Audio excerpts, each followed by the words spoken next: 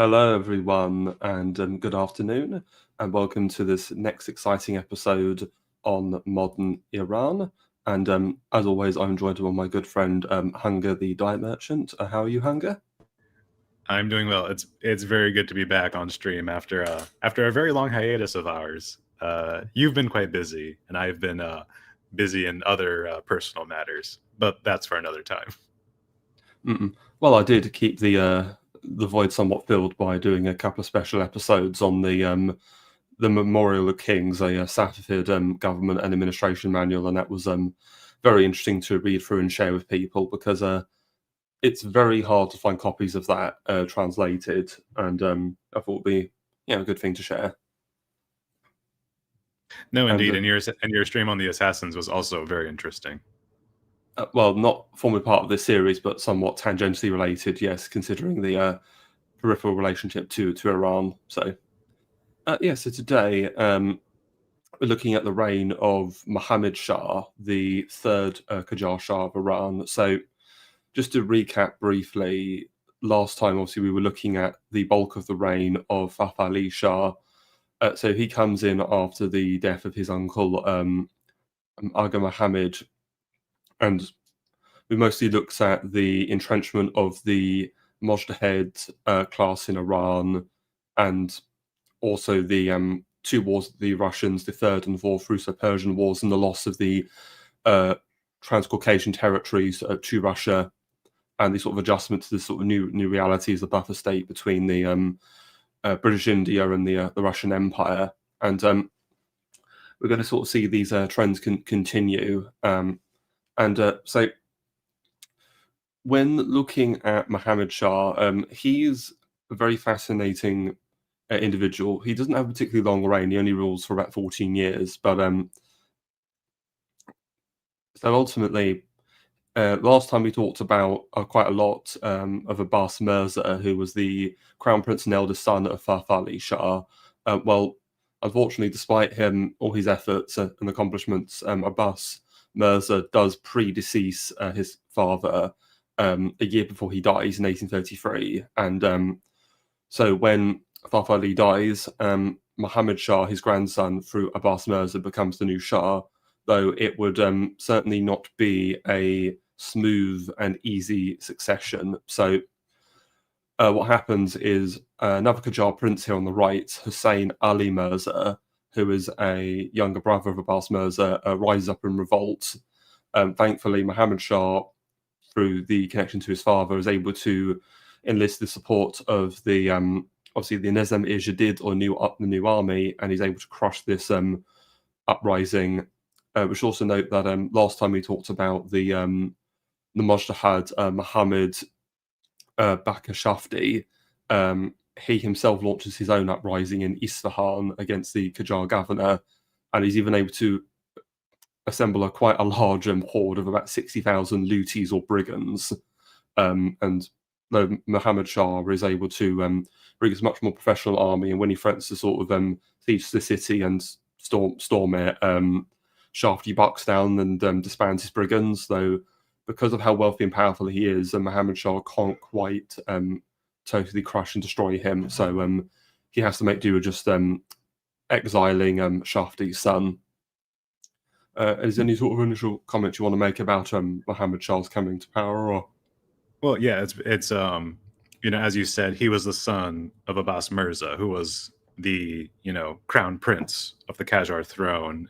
He unfortunately died early, as you said. But Muhammad Shah was a veteran in the new army. He served with his father on his campaigns in the Transcaucasus. So this gave him, there was a reason why the new army supported through their backing and support behind him, as opposed to going with one of his uncles, like Hussein Ali Mirza. This was a very important thing because he was known to the troops.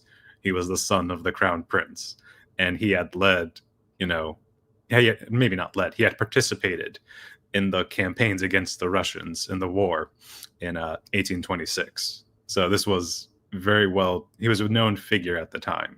I just wanted to add that part. I wanted to add in his military service in the new army. oh no, thank you. It's relevant because Muhammad Shah would actually be the last monarch of Iran to lead troops personally in the field while serving as Shah. And the only exception you could make is possibly Reza Shah, the founder of the Pahlavi dynasty, though he led troops in battle prior to becoming Shah. Muhammad was the last one to actually command troops while serving as leader of the country. And he's also noteworthy that he's the last Shah to use the title of Ghazi or Holy Warrior, because the war with Russia was seen as a jihad or holy war. So again, he's almost like the last of this element of the kind of the Turco-Mongol heritage. Sort of dies with Muhammad Shah as well, because he does unfortunately die at a relatively young age. He dies at the age of 42, largely as a result of severe gout he suffered for most of his life, which left him incapacitated. And so what's important, another significant figure under Muhammad Shah is the man who he appoints as his Sadr Azam, or chief minister, for most of his reign, which is this fellow on the right, Haji Mirza Akasi. So he was actually the Shah's former tutor. And what's interesting is historians often interpret this relationship as kind of Akasi is a kind of alter ex or other king, where the Shah was pretty much content to let Akasi run things while he just did whatever else, led armies in the field, or messed about in his harem or whatever. And there's some very interesting religious aspects here, because Akasi was actually enrolled in the Nematallahi Sufi order, and this is actually something Muhammad Shah himself was interested in. And the Shah very much saw Akasi, his former tutor, as sorry about that, but he very much saw Akasi as his murshid, or your mentor in Sufism, and he as the tutor in Sufism to Akasi. So you have this sort of, he's the nominal king. He's very deferential to Akasi and his influence. Is there anything you want to add about Akasi? Or Yeah, Muhammad Shah, his reign is, I guess, at best a mixed bag. Maybe slightly not a great ruler at the time, but yeah, he delegated a lot of responsibility to Akasi. And the thing about Akasi and the entire Sufi school in Qajar, Persia at the time was the Sufis were pretty much a very small minority, and particularly under his grandfather, Fath Ali Shah, Muhammad Shah's grandfather. His grandfather did not approve of Sufism at all, and was very much on the side of the Suli school, with which controlled the mujtahids, the religious judges and scholars that were the clergy of Qajar, Persia at the time. So yeah, his grandfather was very anti-Sufi, but like you said, Muhammad Shah was pretty much inducted as a Sufi, and kind of identified himself as a Sufi, even though this was not something very well looked upon at the time by the clergy.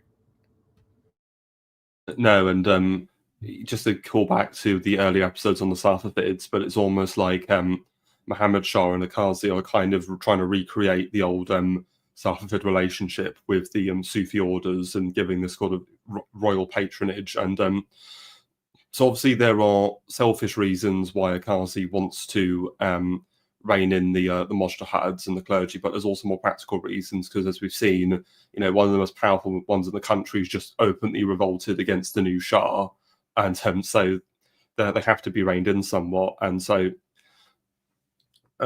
what we should also talk about is Akasi also believed the Qajar nobility were also a problem, because again, Hussein Ali Mirza revolts against his nephew, and so he removes many competitors he had amongst the Qajar nobility, and had a title of Hadem al-Anjab, or the destroyer of nobles. And he tried to bring more state control over the mujtahids, and one of the ways he did this was ultimately, again, by giving patronage to the Sufi orders. Though you mentioned there that his tenure as the Sadr Azam was a mixed bag. So Akazi, being a nominal Sufi, had a lack of experience in state bureaucracy, with the traditional court etiquette, and with foreign diplomacy, and this did lead to a bit of a storm of issues. But I do just want to do a bit of a reading from the Modern Iran book. So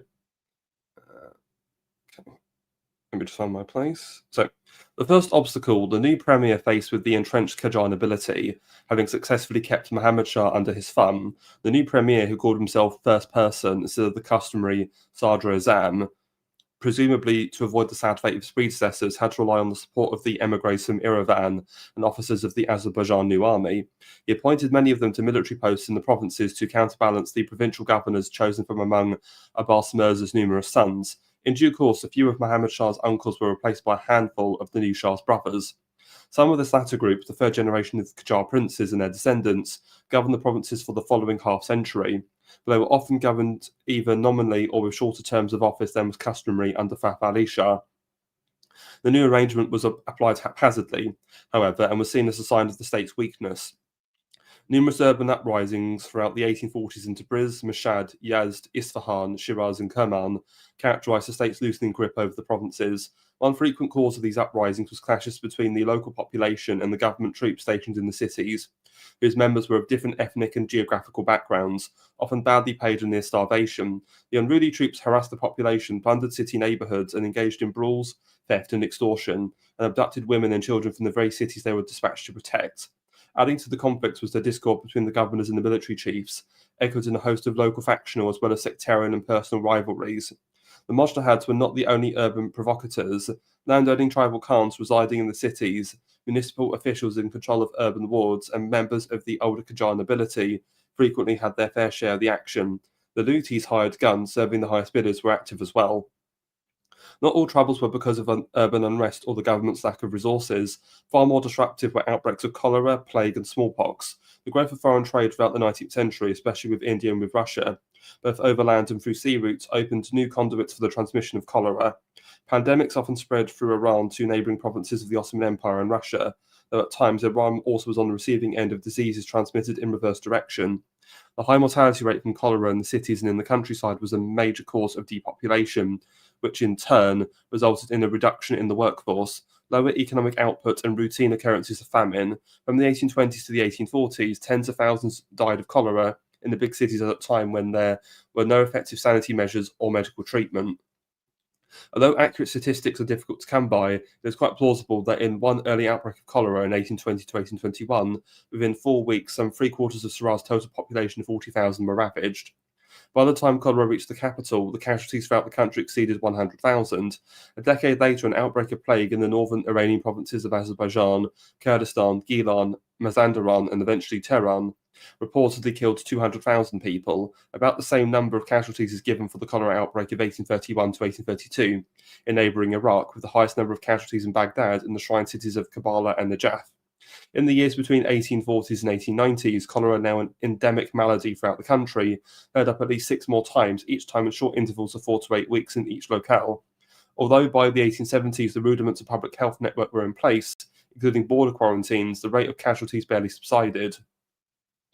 A conservative estimate of the total population losses to pandemics stands as high as 1 million, a staggering figure given that the average population of the country did not exceed 8 million by the end of the 19th century. As in Europe, before the discovery of germ theory, contagious epidemics in Iran were associated with noxious air. They were accepted as horrifying facts of life and feared as acts of divine punishment. One significant feature of divine favour, however, was social class. The Qajar elite and more affluent sectors of the urban population soon learned that once the pandemic was at its peak, taking refuge in their less populated and more isolated estates in the countryside was safer than staying in the cities. The ordinary urban populations, however, were easy prey. The declining economic output caused by these outbreaks brought major decreases in agricultural production, at least during the middle decades of the 19th century, which in turn triggered starvation in most provinces and periodic famines, at times, countrywide. Beyond damage from pandemics and famine, Iran's agrarian economy faced other setbacks in the middle decades of the 19th century. The revenue loss from Caucasian raw silk after 1813 was compounded by the decline in silk production in Gilan province. From the 1860s, the Caspian provinces experienced the virulent Salazera pest originating from North America, which ravaged European grapevine and silkworm production as far as West Asia. Once it reached Iran, it caused irreparable damage to an industry that had endured since medieval times and brought revenue to the state. It took a while, as long as a few decades, before the loss of the Persian silk market was compensated for by other major exports, such as cash crops and expanded Persian carpet industry. So we can see, other than the background of all these various political revolts and uprisings, you have a totally despicable economic situation. Plagues ravaging everywhere, for example, and a declining traditional industry. And although it wasn't all doom and gloom, you do have the importation of new crops such as opium and tobacco, which are cultivated, though these were not picked up substantially till about the 1870s. Europe and China would be the primary export markets for these goods, and Tabriz, Shiraz, Yazd, and Mashhad became the principal centers of the production of these goods. There was also a breakdown in the land ownership. Traditionally, landed estates were granted to the tribal khans or nobles. These were known as tuyul, and this goes back to the time of Abbas the Great. Essentially, the Shah would lease out these lands to these khans or nobles. However, what's supposed to happen is when the current holder died, the land was supposed to revert back to the Shah. However, this practice had been neglected, and many of these tuyul became hereditary de facto. And so, furthermore, there was also a breakdown in traditional sharecropping by the peasantry. So normally a peasant family would work land and provide labour in exchange. However, land taxes would mean many were actually working at basically a subsistence level, and as there's no law binding the service, these peasants ended up migrating to new estates to try and strike up a better deal with a new landlord ultimately. And in response to this, one of the reform proposals of Akazi was to try and repossess this misappropriated tuyul to try and increase the agricultural production state revenue. Obviously, one, by bringing the land back into state control, you can then now negotiate these various agreements with the peasantry directly and bring in a direct source of income, as well as ensure that you've got peasants that are actually invested in their estates in the countryside and are not just roaming around in some sort of perpetual nomadism. He was able to recover about 10,000 estates in this way, but it was nowhere near enough to resolve the problem. Though he did construct several qanats, which are these underground irrigation systems to increase grain and wheat production. Is there anything you want to add off of the back of that at all? Or? Yeah, I mean, the depopulation was a very large issue. As Amanat mentions, almost 1 million people die of disease, famine, and starvation throughout the 19th century, in the span of just a few decades before, modern, maybe not European, but modern sanitation practices are, start to come up in the later half of the 19th century. But the economy was not doing well at all, as everything that you just mentioned illustrates. But there were many, many people, particularly in the merchant class, not so much the industrial class. The industrial class was not in favor of the increase of European trade and European penetration into the Iranian market. I mean, the Persian trade with Britain, particularly in the 19th century, and particularly Britain's textile market, have importing all of these textiles and clothes into the Persian market at an incredibly low price that no native industry in Iran could compete with, because Britain experienced the Industrial Revolution, and in Persia they still had traditional looms to produce all of these textiles. They couldn't compete on price. They couldn't compete on variety and the speed of production. The quality was worse. I mean, the traditional Persian loom was incredibly high quality, but women's shopping habits determined that it was actually better to save money and get more European textiles into the market. Women are the same everywhere, and their shopping habits are also the same everywhere. So just as an aside, yeah, this had a very negative impact on in the textile industry at the time. But these merchants and these middlemen in Qajar, Persia, did very well out of this deal. The one exception to that was there was actually a lower rate of tariffs on European goods versus Iranian goods. Iranian goods would be exported at a higher tariff rate than European goods would be imported. The European goods would pay 5%, whereas for Iranian merchants and for Iranian products, they would be paying much, much higher rates on tariffs, which was an entirely unfair balance of trade, which already, made the situation worse for the domestic economy. But many of these Persian merchants, and most of them were Shia Muslim, as opposed to, in the Ottoman Empire, most merchants were either Christians or Jews or Greeks. Excuse me. But in Iran, most of these families were Shia Muslims, these merchant families, and wealth was very hereditary, and they became much more powerful in this period of time. And we'll get to how they used some of that money to get political, advance their political interest. That we'll talk about that in a bit. But yes, many rich, Shia families in Iran got very wealthy off the back of this massive increase in international and European trade.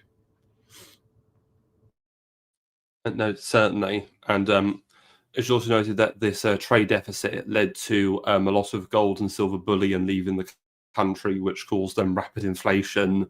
So the Tumen, or the main currency unit, by the end of the century, its value had dropped to 20% of its original value.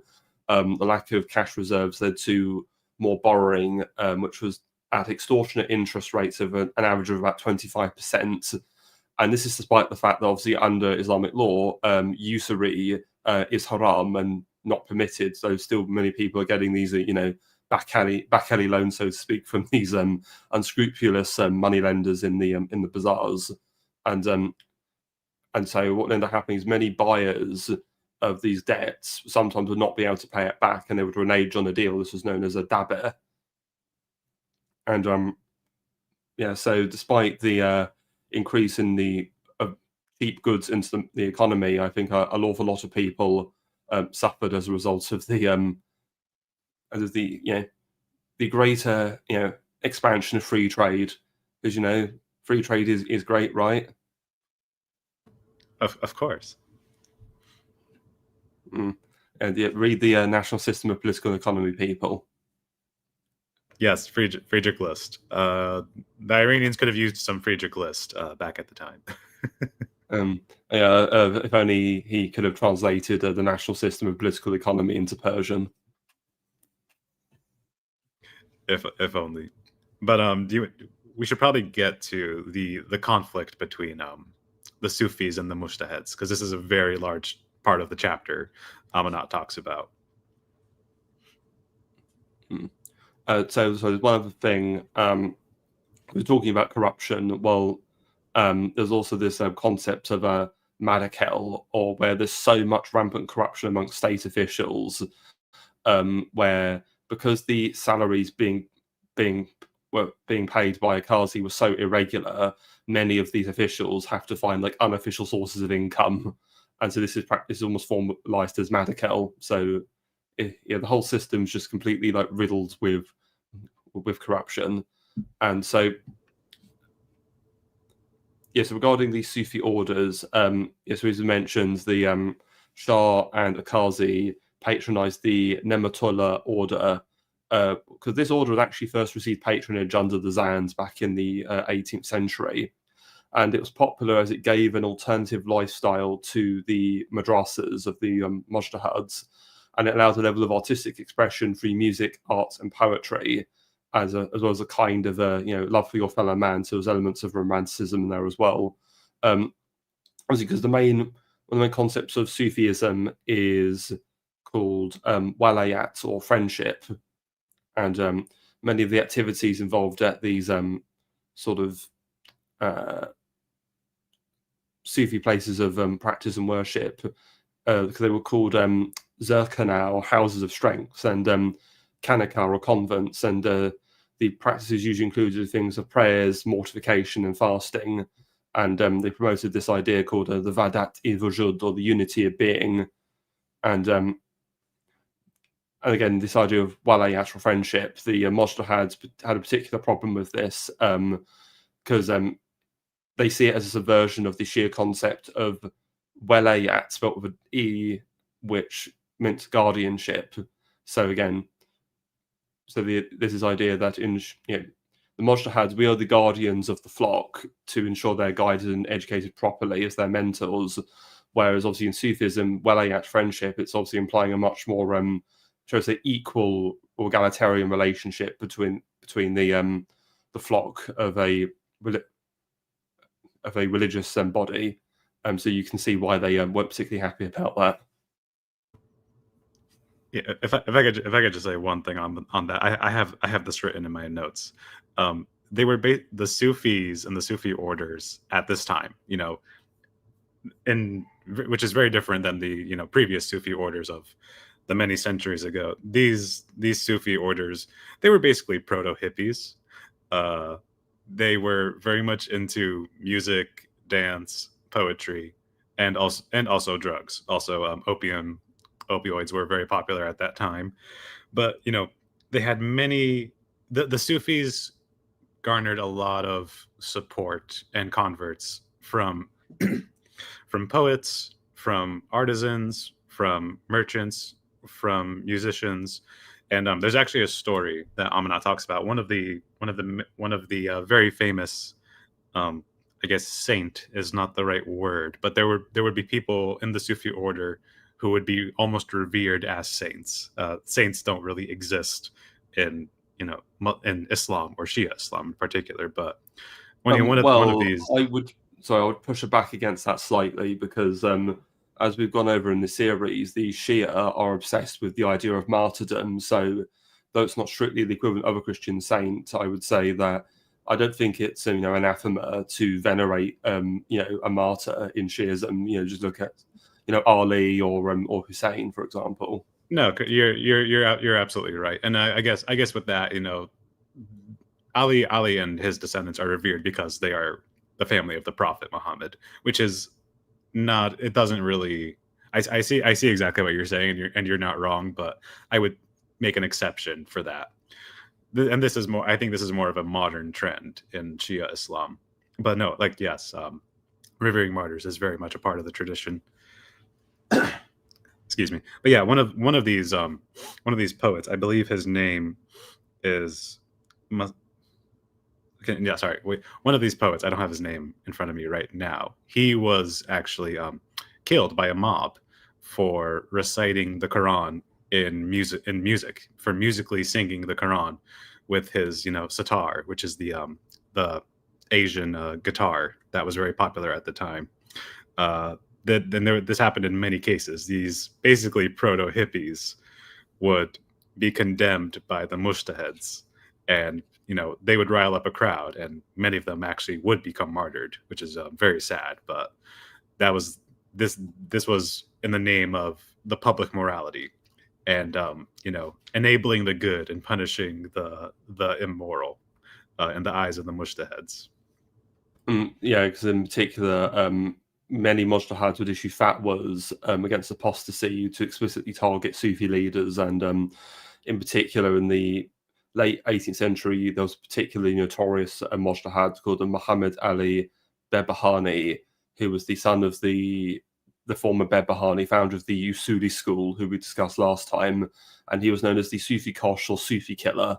So you literally got these. Again, like I say, it's the mujtahids are essentially like a clerical mafia. I mean, they literally just they extort money from the bazaris. They have their brigands or looties who go around and enforce order, and they murder their people they don't agree with theologically. So, singing the Quran was very haram. I'm sorry to say, it's very haram to artistically depict almost anything in the Quran, and this was definitely one of those cases that really riled up a crowd. Oh no, certainly. Okay, so before we discuss the other religious elements of Muhammad Shah's reign, which is and which culminates in the Barbie movement towards the end of his life. There's one other event of his early reign we need to talk about, which is the First Herat War. So as we know, in the last stream we talked about the loss of Transcaucasian provinces to the Russians. Well, obviously, as a result of the implosion of Iran in the 18th century, under the collapse of the Safavids and later of Sharid empires, obviously a lot of former territory had fallen away from the control of the Iranian state, and by obviously under Aga Muhammad Shah, I should say, most of that had been reconquered. The one lone exception was the city, the Emirate of Herat in western Afghanistan. And so one of the things Muhammad Shah wants to do is to reconquer this, what he saw as a rebellious part of the country, and bring it back probably more under his rule. And so in 1837, he assembles an army and marches on the city. And just to give a bit more background, so Herat was ruled by a descendant of the Durrani dynasty. So this is the dynasty of Ahmad Shah Durrani, who was the officer of Nader Shah, who formed the first, what is seen as the first modern Afghan state, the Empire of Afghanistan in the mid 18th century. By this point, the dynasty had gone into decline, and they were only holding on to Herat in the west. And with the rest of Afghanistan being broken into two other emirates, the Emirate of Kabul under Dost Muhammad, and you have his another relative of his controlling the Emirate of Kandahar. And now, unfortunately, despite the best intentions of Muhammad Shah, the siege of Herat goes disastrously for him. And why is that? And it's because the situation was very sensitive. So you see, when he went to march to siege Herat, let's just say he had some, Russian encouragement, because the Russian officer who's appointed as consul to Tehran, a certain Count Simonovich, accompanies the Shah's army as an advisor on this campaign. And not only that, a Polish officer, who's formerly of Russian service, Isidor Borowski, is also the chief officer in command of the Shah's army. And at this time, I mentioned Dost Muhammad, the Emir of Kabul. Well, the Russians have a Lithuanian officer, a Jan Vikivitz, who is at the court of Dost Muhammad, and Vikivitz is trying to pull Dost Muhammad into the Russian sphere of influence. And this alarms the British, because they themselves had been trying to keep Dost Muhammad on good terms, because they'd send another British officer, very famously Alexander Burns, who to try and maintain good relations with Dost Muhammad, but that ends up falling through. And so, from the British perspective, you've got this Persian army encroaching onto the frontiers of Afghanistan, which near the gates of India, being seemingly egged on by the Russians. And so this obviously sends alarm bells ringing in Calcutta. And fortunately for the British, Herat was able to hold out for about 9 months, and it's through the help of this fellow on the right here, Eldred Pottinger, who happened to be a British Army officer stationed in the city. So highly convenient, but if people are interested, I did convenience indeed. Yeah. Yeah, so earlier this year I did a stream with Apostolic Majesty on the Great Game, and Pottinger is mentioned, and he's one of these great British agents of the Great Game. And so in this period in Afghanistan, in Central Asia, the British have all these different undercover officers and agents trying to strike up alliances to try and prevent the inexorable expanse of the Russians towards India. And so Pottinger was there and sort of intelligence gathering, and he just was in the right place at the right time, and he's able to rally the population to the defense of the city to prevent its fall to the Persians.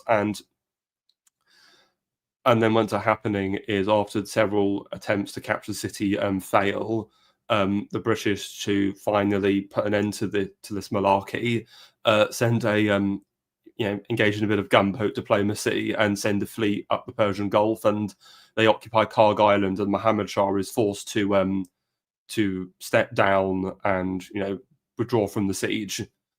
And this also was significantly embarrassing for the Russians because Nicholas I is forced to recall Simonovich and Vikovits from the area, claiming that they'd quote overstepped their jurisdiction, so to speak. So, however, the British are still very paranoid over the machinations of Vikovits of Dost Mohammed, not entirely trusting him, as they have a relative of the Emir of Herat, Nawab Durrani, who'd been the former ruler of Kabul.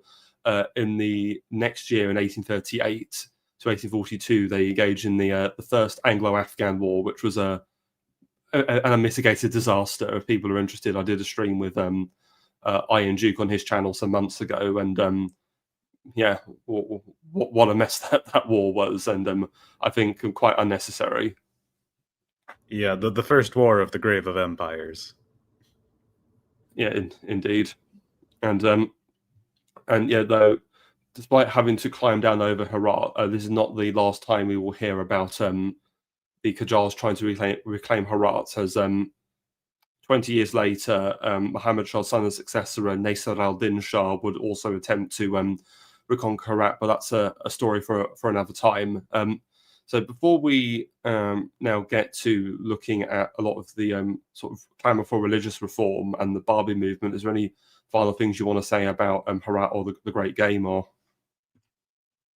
No, this was it was very interesting stuff. I did not know a lot of that information, actually. But yeah, as we mentioned on our last episode of the previous stream, this Great Game was going on between Russia and the British for a very long time, and Afghanistan was one of the core buffers between the Russians and British India, and this was obviously a huge what's it called, playground for both parties to strike at the other through proxies. That's pretty much all I have to say about the matter. The Great Game would go on for quite some time. No, indeed. And again, it's always something that's going to be operating in the background of these Iran streams for the next few episodes. Right. So to go back to this idea of an aspiration for religious reform and the rise of the Barbie movement. So what ends up happening is through this, there's this rise of this new theological school called the Shaikti Theological School. It was founded by this fellow on the left here called Sheikh Ahmed Asai, and he was a Arabian scholar. He promotes the idea of Hekmat, or mystical philosophy, and he was also a proponent of Neoplatonism and what's known as Eshraq, or illumination philosophy, and had a growing number of followers throughout Iraq and Iran. And there's just another reading I want to do from the Modern Iran book. Going to bring that up one moment. Okay. Right. So, a greater challenge to the ulama supremacy, however, came from within the clerical milieu in the form of the Shaikti Theological School, named after Sheikh Ahmed Asai, 1753 to 1826, a peripatetic scholar from the Shiite province of the Al-Asa on the northeastern coast of the Arabian Peninsula. The Shaikti school appealed to a younger generation of seminarians in search of something more than the sheer study of jurisprudence. In the early decades of the 19th century, Asai held a reputation as an accomplished scholar of theology and jurisprudence. Above all, he was a practitioner of mystical philosophy, or Hekmat, with roots going back to Mullah Sadra, who ironically he denounced as a heretic, and even further to the familiar older trends of the Perso-Islamic Sufism. Just as a reminder, Mullah Sadra is the sort of the esoteric Shiite scholar we discussed in the episode on the Middle Safavids.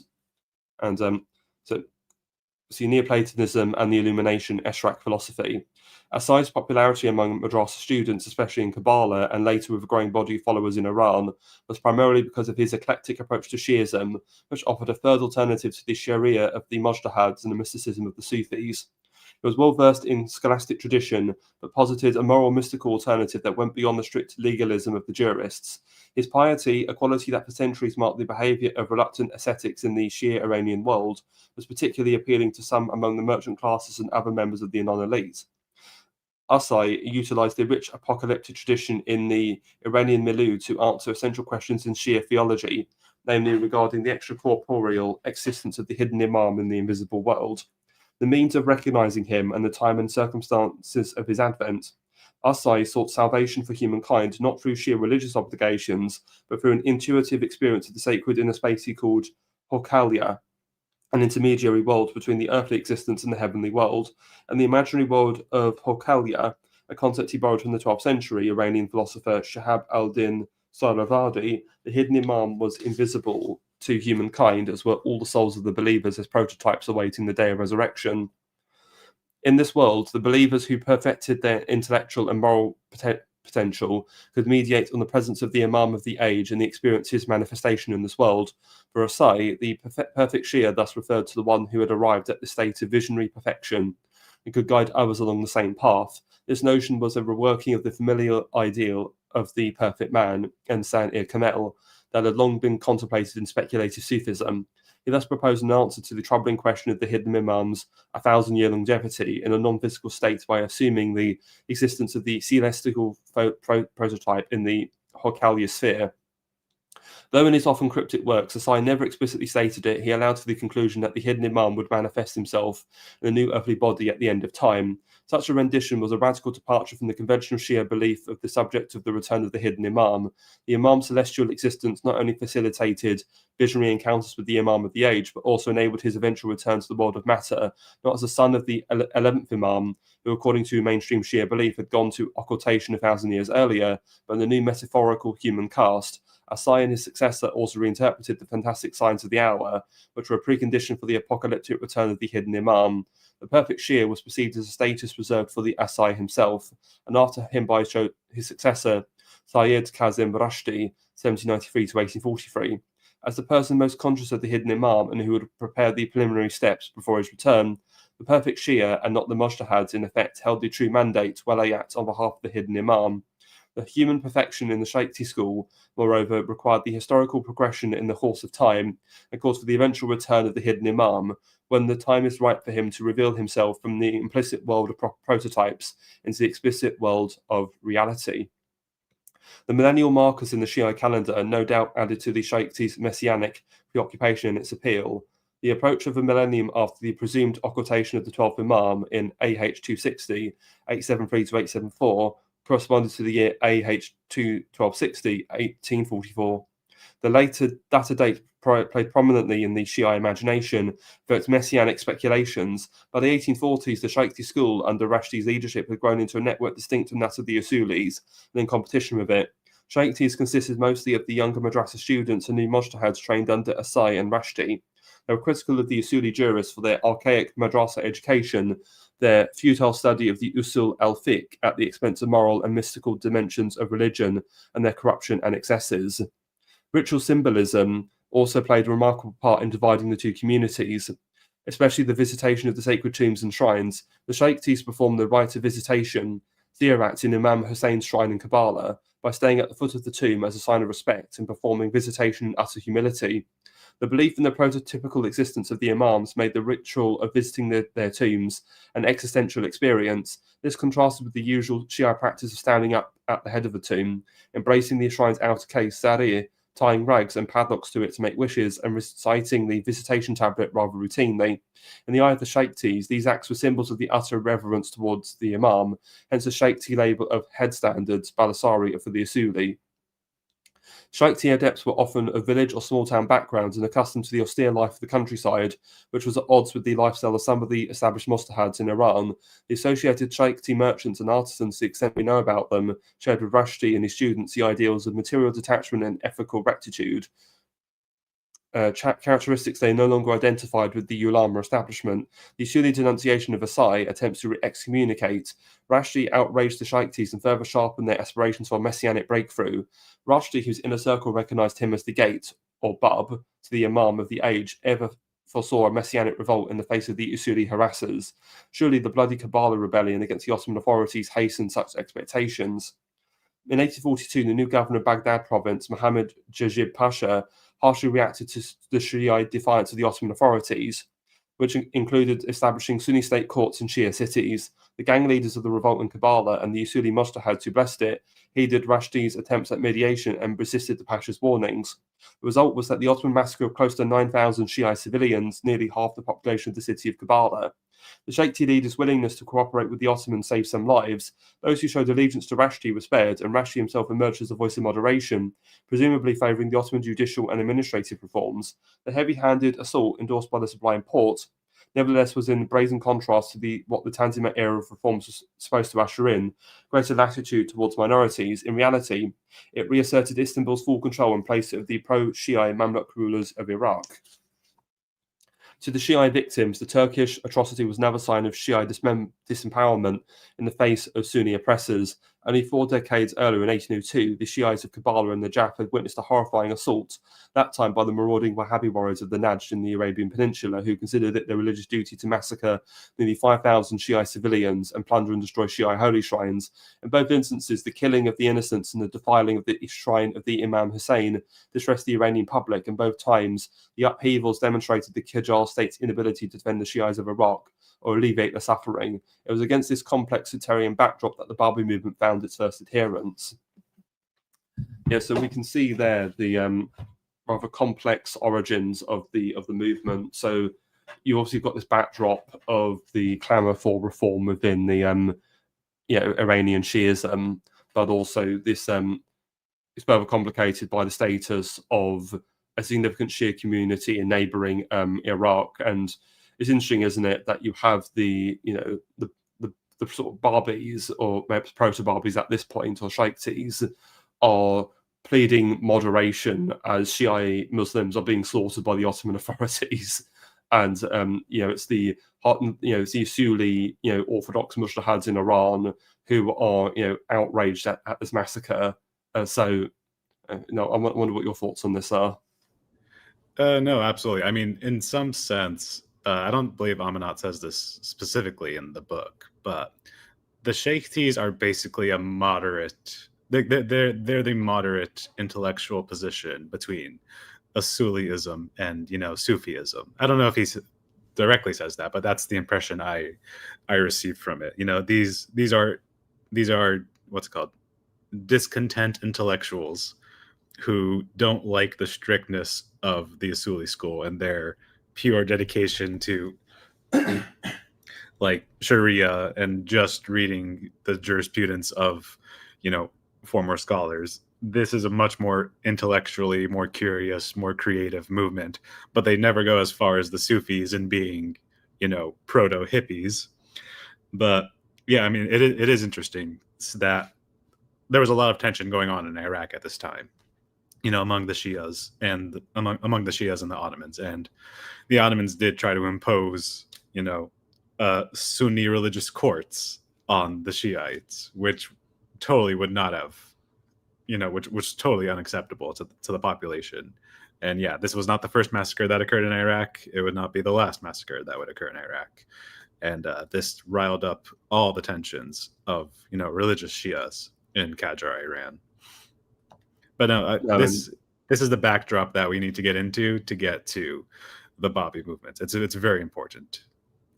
And another thing that's interesting comparing the Shaiksis to the Asulis, we've already talked about previously in this series how there are some interesting sort of pseudo-Christian elements to Shiism. Again, the veneration of martyrs, the idea of the coming of the 12th Imam as a kind of second coming of Jesus equivalent. But what's even more interesting with the Shaiksis, it gets even more pseudo-Christian because again, there's this idea that they view the idea of the Mahdi or the idea of the 12th Imam as coming in the form of a man. Well, obviously, this is completely heretical to the Masulis, who believe the Mahdi or the 12th Imam is a completely divine spiritual figure who's been occulting all these years. It couldn't possibly be an actual, human figure, like Christ-like figure, essentially. And so I think that's also another interesting element. I'm sorry. I apologize. Could you repeat that last part? I had to handle something. Oh, right.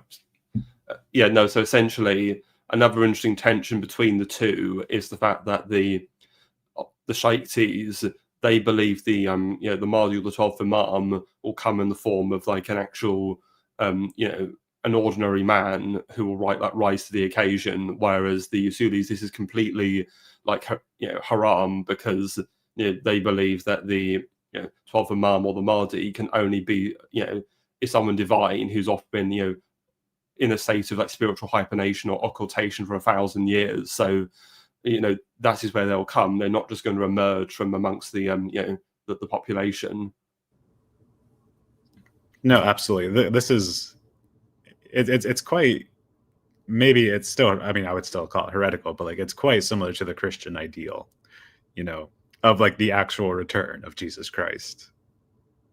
But Well, I guess that's all I'd have to say on that. Well, I'm more thinking how, in Orthodoxy, what's the main split between Orthodoxy and something like the Monophysites? Well, the Orthodox believe Christ is both divine and human, but the Monophysites believe he's only divine. Or you have the Nestorians who believe that he's only human, he's not divine whatsoever. And I kind of see elements in this debate where the Usulis believe no, it's almost like the Mahdi or the 12th Imam is purely divine, whereas the Shaiktis are arguing no, the Mahdi can be human. Yeah, how earthly and corporeal is the Mahdi is a big debate. That's never really addressed by the Usulis. They kind of leave it as like a mystery, whereas the Shaiktis actually commit to this is what we think about the corporeality of the hidden Imam.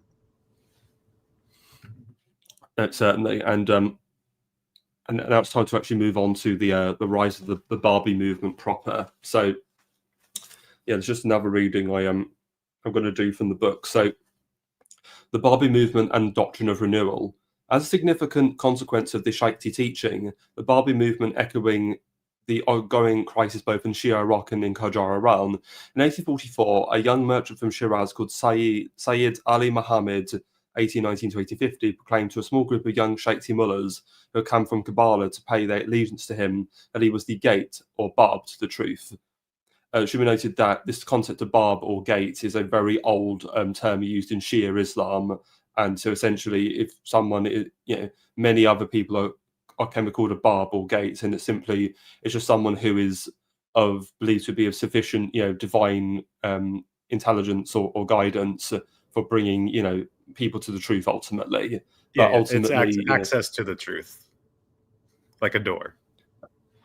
Exactly, but ultimately, this Bab or the Bab is, the most well-known person to be given this title, and would ultimately go further, I think, than any other Bab had ever done in history. So. This was interpreted not only as a claim of Rushdie's succession, but also a representation on behalf of the hidden Imam. The Bab, as he came to be known, called upon all believers to denounce the Mujtahid's authority in favour of his own proclamation, for which he offered as proof verses composed in the style of the Quran. His messianic call for the imminent coming of the Mahdi attracted young converts across Iran and Shia Iraq among mullahs, seminarians, merchants, and small-time bazaar retailers, artisans, urban and later village women, divan functionaries, small landowners, and soon villagers and landless labourers. The loose network of the early Babi converts conveyed the new message to an eager public and to Shiite authorities, calling on them to recognise the advent or suhur of the Bab as the only sacred source of authority, or else await dire consequences at the Mahdi's impending advent. The spread of the new movement stirred some enthusiasm in Shiraz, but soon the Bab and his followers were denounced as heretics and became targets of growing harassment. Even the Shaiktis, loyal to the old school, turned against them. At the instigation of the Mujtahids, who feared the movement's rapid growth, government authorities intervened, especially after the Bab claimed that he was the awaited Mahdi himself, and soon afterward, when he further asserted that he was not only the Mahdi of Shiite faith, but also the initiator of the new prophetic cycle. His new religion, he claimed, had brought an end to the Islamic prophetic cycle and had initiated a new order in which Islamic Sharia and its representatives were no longer legitimate. Predictably, any claim to the imminent advent of the Mahdi, who was safely relegated to theological limbo, was bound to be treated as blasphemous. In the coming years, Babi efforts to engage the ranking jurists in peaceful debate were dismissed offhandedly as ludicrous and heretical. Facing more persecution, the radicalized Babis called for a more drastic action against their opponents, especially the ulama, whom they criticized for their illicit material gains, conservatism, and insolence towards the new prophet. Between 1848 and 1851, the Barbis were forced to take up arms against the government.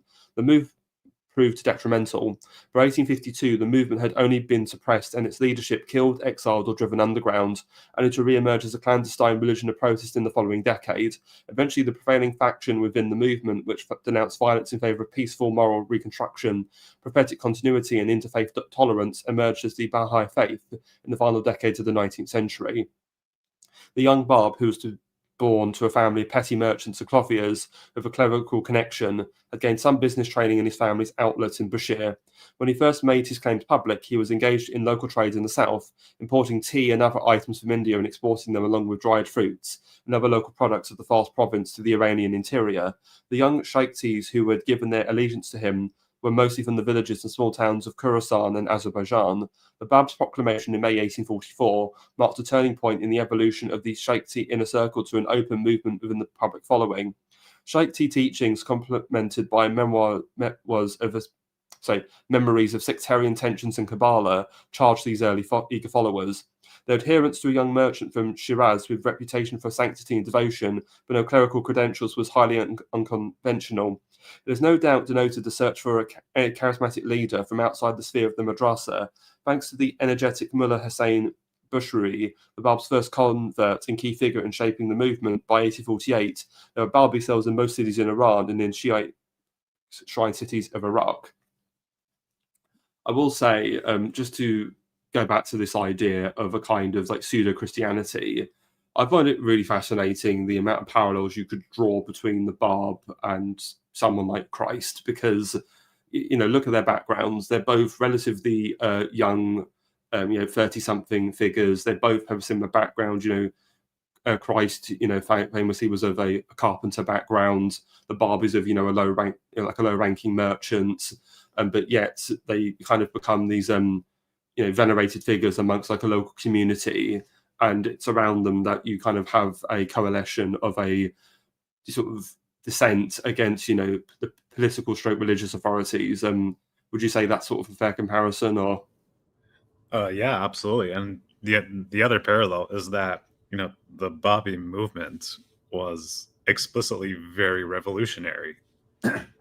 Like revolutionary, not just in the violent sense, that would come a little bit later, but revolutionary in the sense of like the prophecy has been fulfilled.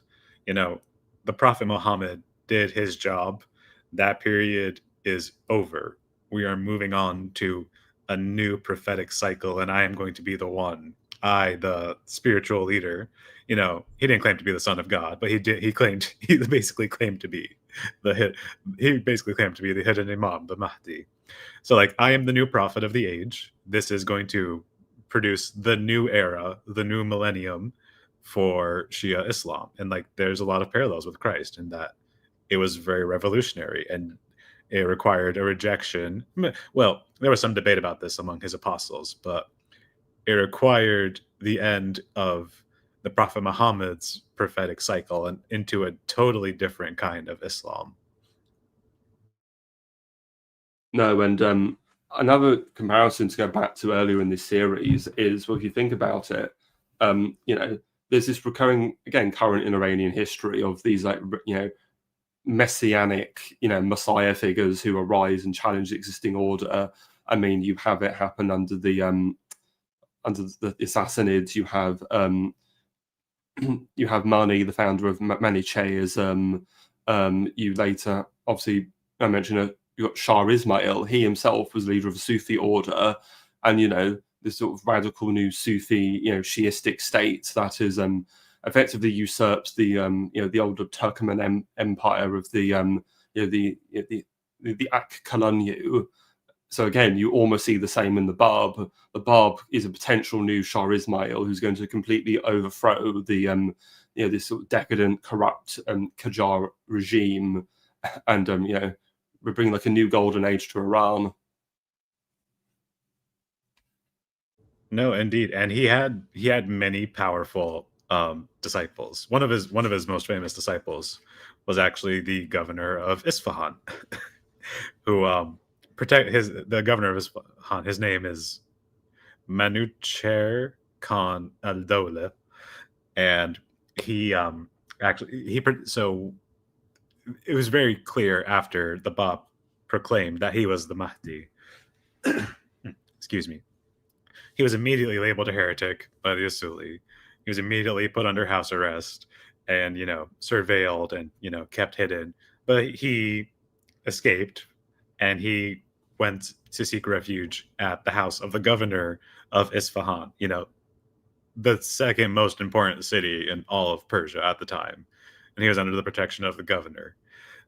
There is some debate, and Amanat talks about this a little bit in the book, that Akasi orchestrated the death of the governor of Isfahan so that he could get the Bab out of hiding, and the Bab would no longer have the protection of like a very, very powerful governor behind him. What are your thoughts on that exactly? I've got mixed feelings because on the one hand, you could see there's a benefit to working with the Bab because obviously considering Akazi's Sufism, obviously anything that could weaken the hold of the Mojtahads could be useful. So you use the Babis as like a battering ram against the power of the Mojtahads. However, I think there's also an element of seeing that okay, our Sufis have our differences with the Orthodox Mojtahads, but what the Bab is proposing is well beyond anything we're prepared to entertain, and so ultimately, it's very it's out of better. control. Oh well, it's better the devil you know. I'd rather work with the Mojtahads than bring in this radical new messianic figure because it's completely unpredictable where things could go. So I think Akazi possibly was trying to play things safe. Yeah, and the situation did get very out of control for quite some time. So Amanat talks about in the book as well that supposedly, I don't know the veracity of this, but supposedly the Bab was invited to a meeting with Shah Muhammad, and I think this is one more of Akasi's machinations, that the Bab accepted the invitation, and on his way to Tehran, he was intercepted, captured, and taken to a fortress prison. And I believe the city is called Maku, not Baku, but Maku with an M, also in Azerbaijan, very close to the Russian border. And he was held captive there at this fortress for a very, very long time. He remained in captivity for the rest of his life, going between different prisons and fortresses, but he would remain captive and he would be cut off from his own movement. While in prison, he would produce a lot of books. He would write many, many books about, his theology and his ideas and his philosophy on, existence and Islam. But he was totally cut off from the movement while in prison, and there became. This is probably where we should talk about this very infamous character that I know you yourself are very eager to talk about. Well, just to extrapolate a little bit more, because other than the obvious theological differences, one interesting element of the Babi movement is it kind of effectively becomes like a proto-nationalist movement, essentially, because the Babis had a lot of support from amongst the merchant and artisan classes of Iran. So obviously we talked about the fleecing of the economy and production by the invitation of free trade. So there's that element, but also there's it being seen as the enemy of the government divan and the ulama, and the movement essentially came to be seen as a kind of expression of kind of like national populism, or the will of the Persian or Iranian people. And what some of the proposals the Bab actually made was for a new 90-month calendar to replace the old Islamic lunar calendar, with the year starting with Nowruz, or the Persian New Year. Also, he very radically proposed that Persian was to replace Arabic as the language of religious services and texts. So again, another movement the obviously religious authorities would have been fuming about, considering their origins, as we've discussed. And you talked about the literature he wrote. Yes, one of them was the Huruf, the Injil, or the Letters of the Gospel. And in this, he actually shows admiration for European civilization and culture, but he ultimately says they will be judged if they do not embrace Islam. And so, making other historical comparisons, you can almost see a comparison to the Protestant Reformation, where you have this idea of these new quote national churches being established in places like England or in like Scandinavian countries such as Denmark or Sweden, and that so there's this idea that along with religious reform, we're also going to embolden the national cause and strength of the nation against these the foreign Catholic Church. In this case, it's we're going to claim back Iran for the Persians against these wicked foreign Arab jurists who rule over us. These Lebanese scholars. No, but you're completely correct. The Bobby movement, and this would accelerate later on in the 19th century once we get to the Constitution. But at this time, it's the first movement that supersedes class, that supersedes economic class, that supersedes social class, that supersedes the tribal identity and the ethnic identity that many Persians had. This movement garnered converts from every single walk of life, from low-born to nobles. There were many nobles that actually joined the Bobby movement. We'll get to one of them in a bit. But this was a very big step in the modern conception of the national identity that would be Persian, not the ethnic identity that is Persian, but the national identity that is Persian. No, absolutely, and yes, so to come to this figure we've been alluding to. So another point I need to mention is, so we said the Bab was in prison. Well, what ended up happening is that he had eventually be brought to the court of the Crown Prince Nasser al-Din Mirza in 1847 to be examined and have his claims looked at. And obviously during this sort of trial, he reasserts that he's the Mahdi who the Shiites have been anticipating for the last 1,000 years. And it's from this point, there's actually a split in the Babi leadership between two figures. So we have one of them is a woman known as Fatima Zarintaj Baragani, but she's numbered two nicknames. One is Kurat al-Ain, or Apple of the Eye, but we're going to use her other one, Tahira, which is her Babi name, which means the pure. And she's essentially like this proto-feminist because she's one of the.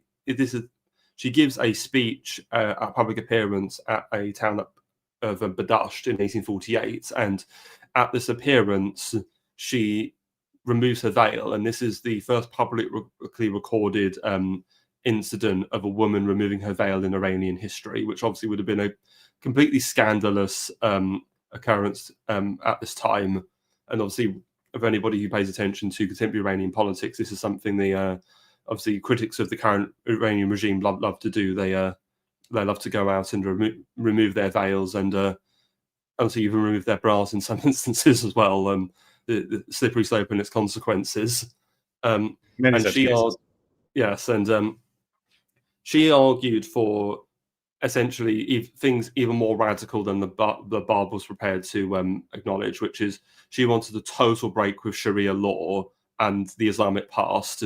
But in opposition to her, there was a more conservative member of the Babi movement called Mullah Muhammad Ali Mazandarani, who's known as a Qudus, and he argued that the Bab's fulfillment was the Bab. So the Bab was the fulfillment of Shiite prophecies. So essentially, we should reform Shiism, but it's still a Shiite movement. Whereas Tahira is asking essentially for a completely brand new radical religious movement that's going to, emancipate the Iranian people and modernize the country, so to speak.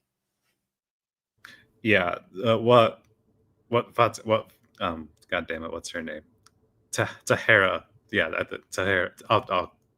Iranian names are very difficult. I'm sorry, but I'll just call her Tahira. Tahira.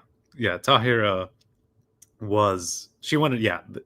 there was to be a total break with Islam, which is incredibly radical for this time. And what happens at this meeting that you mentioned, where she removes her niqab, which is the veil, the public veil, She removes her niqab. What happens at this meeting is that they agree with her radical interpretation of a break with Islam, and they also agree with Qudus in that there should be an armed insurrection against the government, and they should try to liberate the Bab from his prison by force.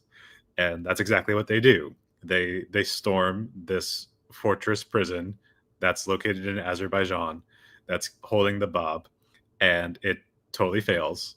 Very, very unsuccessful. They retreat to this village. They retreat to the surroundings of this one village in northern Iran, and they engage in partisan warfare against the government. And I believe Qudus is killed in this action. They hold out for I don't remember the exact amount of time. I believe it's a few months. But for a few months, there's this partisan, war going on in northern Iran with the Babis, and they become demoralized. They starve. They run out of materials. They surrender to the government, and then they are all executed, as one does, as is expected. And this causes many other insurrections by Babis across Qajar, Persia, and they are all put down. They are all unsuccessful, but they are all very bloody. And this also ends in the execution of Tahira, this radical feminist of the 1800s. She died very young.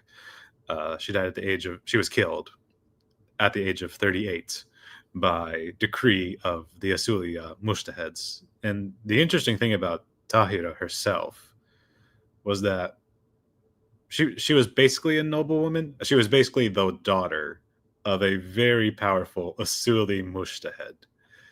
So the parallels to this in modern day, where many feminists, a lot of them come from conservative backgrounds, and this is kind of their way of rebelling against their family. And I couldn't help but, it's not funny, but I couldn't help but smirk at that, because what Tahira does is she basically starts, along with Qudus, they basically start the weather underground of Iran in the 1840s, which is just incredible to see at the time. No, certainly, and because there's essentially a series of sporadic uprisings between 1848 and 1852, where the final Bab uprising is crushed, and the remaining leadership are forced to go into exile, and you end up having the coalition of the Babi movement into the modern Baha'i faith, which is a international religion, and of its 8 million current adherents, the majority of them actually live in India. There's about 5 million Baha'i in India, and and then the rest are sort of scattered around the world. But an interesting fact I discovered some months ago was that the Baha'i faith is technically the second largest religious denomination in the state of South Carolina. And I was thinking, what the hell, are there like loads of Iranians in South Carolina or something? But no, it's only like 1 or 2% of the population or something. There's just a lot of Baha'i there for some reason, and they're not necessarily Persians. So yeah, they have to go back. But that's a stream for a different day. Isn't the Baha'i also isn't it a more pacifist religion? I'm not very familiar with the details. Yeah, they're very. It's a very pacifist religion, Baha'i. Yeah. Yes, no, very, very interesting. Is there anything else you want to add to conclude this? To sum up the reign of Muhammad Shah. Well, just to draw another comparison with Europe at the time, obviously 1848, you have the what's called the springtime of nations and the revolutions of 1848. So the July monarchy, the Orleanist regime in France falls. You obviously have revolts in Austria, the Hungarian Revolution. You have unrest in Ireland. There's the First War of Italian unification or independence. So again, this idea of radical national uprising against the conservative reactionary authorities, though it like 1848, it largely goes disastrously for the Revolutionary Party for the most part. No, I noticed that too. You know, the year 1848 just keeps cropping up. It was a very, very revolutionary year, and you know, I don't believe the Europeans had much influence on the situation, but coincidence, well, it's just interesting that this was all happening at the same time. No, certainly. And yeah, so in terms of Muhammad Shah's reign, I mean, well, he tried, but I think he ultimately failed. Again, with Akazi, he tried to reform the state. They were somewhat successful, but not fully. Tried to reconquer Herat. That was a complete failure and waste of time. And the only real accomplishment really is the consolidation of the Qajar control over Iran and the crushing of this and Barbie revolt really. Yeah, it was definitely an eventful reign, that's for sure. But very much a mixed bag, and Iran is just falling behind in many regards when it comes to, you know, other. Well, I mean, the Ottomans are as well at this time. You know, the European powers are just dominating the entire globe, and Iran can't even break out and invade Afghanistan. So this is not a good sign of things to come. No, and just want to address a comment in the chat. John, not real name. Were Christian missionaries anywhere? I know in the Ottoman Empire they acted in Christian communities, but not amongst Muslims. But what about in Iran? We discussed this last time, I believe. Yeah, Yes, we did. there were some Christian missionaries, but they didn't really achieve that much penetration. Or the main accomplishment is getting the first Persian translation of the Bible published. So other than that, nothing much really was accomplished. The Ottoman missionaries were much more successful because they had a much larger Christian population, and the Christian missionaries that went to the Ottoman Empire, as we've discussed in a very different series, were not always a very positive movement. No, deeply subversive. Deeply subversive. Oh, well, thank you very much, everybody, for watching. So next time we will be. So the next stream we will be discussing the reign of Nasser al-Din Shah, who is the longest reigning of the Qajar Shahs. He reigns a whopping 48 years, so 1848 to 1896. That actually makes him the third longest reigning Shah in Iranian history after Tahmasp I, who we discussed in the early Safavid stream, who was 52 years, but well behind the longest reigning Shah in Iranian history, Shahpur II of the Sassanid dynasty, who ruled for 70 years from the point he was born up until his death at the age of 70. But so 48 years is incredible feat, but not so much incredible was his tenure as Shah of Iran, and we'll get into that. And because of the length of his reign and the amount of depth we're going to go into, I suspect that we'll probably have to break his reign up into two streams, just simply because of how much there is to get through. But we'll see. We have had one super chat come in from Rong Tao Wu on entropy, seeing how the perception of the Pahlavis tend towards them being backed by the West. I do wonder if the Qajar could end up in being an Iranian version of the legitimist or Carlist, backed by opposing powers or by some hardcore nationalist monarchist. It's interesting you say that, because I do know there are still Qajars around today, so that could be an interesting alternative to a Pahlavi restoration. How about a Qajar restoration? It's also interesting because we'll get to this, but when you had the Anglo-Soviet invasion of Iran in 1941, the British didn't actually want to place the Reza Shah's son, Mohammad Shah, on the throne. They actually wanted to place a Qajar prince on the throne who'd been in the British military service, which is interesting. So I guess they were kind of thinking, I didn't know that. Yeah. So again, that this jumped up Persian Cossack probably wasn't a good idea. Maybe we should bring the Qajars back. But the Soviets and Stalin insisted on the young Mohammad Reza. So. I mean, I'll say one thing in regards to the super chat. There are so many Qajars around. It's a large family. It was a very influential family for a very long time, so they're still around. But the Qajars were not looked upon very well by history. Many of this was circumstances, but also, many of this was their rulers were not the best. They were not looked upon fondly in Iranian history. They lost many territories. The country was not very prosperous in certain periods of time, as we just mentioned, with all the plagues and with all the plagues and cholera breaking out, stuff like that. So it's definitely a possibility in the future. You never know. I think we both said we both don't believe the current regime is sustainable. Although when it will go away is an entirely different story. But the Qajars are definitely an option, but they were not. Again, today in Iranian education, the Qajars are not looked upon very, very favorably. So I would just add that. I know that's fair, but I would sooner trust the Qajars than I would the Pahlavis because, at least the Qajars weren't secularists. Oh yes. No, well, yeah. At least the Qajars were, had the best interest of Iran, and not, yeah. That's all I'll say. Well, maybe what they thought the best interest was, which, as we will see, that can be misguided, and we'll get to that when we talk about some of the policies of Nasser al-Din Shah. We've had no super chats on YouTube. I'm just going to refresh entropy just to make sure nothing else came through other than the one by Wrong Tell Wu. One moment. Okay, no, that was the only one. Okay, well, is there anything you'd like to share before we get out of here? You can just follow me at Twitter at HungerDye, DYE. And yeah, I'm very happy to be back. I'm very happy to be back on this series. Looking forward to the next one. Certainly, I've had a question. Are there any Safavids still around? I don't believe so, no.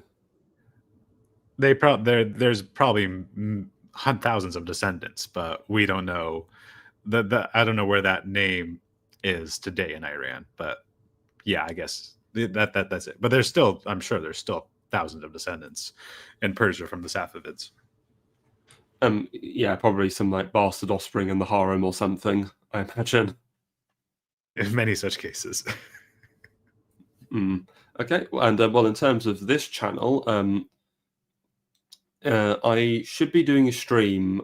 So Nathan Hood recently has launched an initiative called the Pendragon Foundations, which is an organization that's committed to the restoration of Britain's castles. They've launched a channel for that and are hosting a series of streams. And I have been invited onto a stream in a couple of weeks' time where we're going to be talking about Hadrian's Wall. I also believe Marcus Furious Pertinax, good Australian friend of ours, and Italian as well, med friend of ours, is also going to be on that stream too. So hopefully, if that's still going to go ahead, and you can give that a watch when it comes out in a couple of weeks. I believe it's going to be Thursday, which is the 16th. So other than that, and this series on this channel, not much, but if that changes, I'll obviously announce and let people know. So thank you everybody for watching, and good day.